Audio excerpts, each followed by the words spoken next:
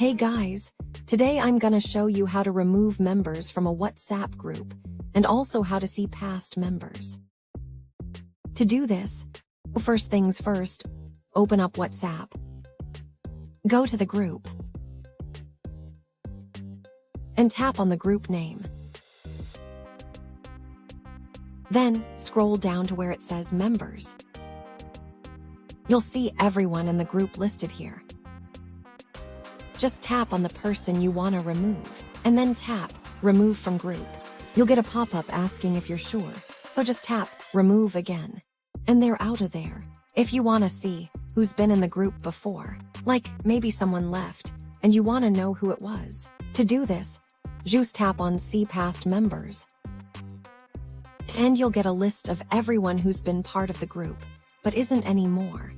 And that's it, pretty simple. If you've got any questions or need more help, just drop them in the comments. Don't forget to like and subscribe for more tutorials and tech tips. Thanks for watching.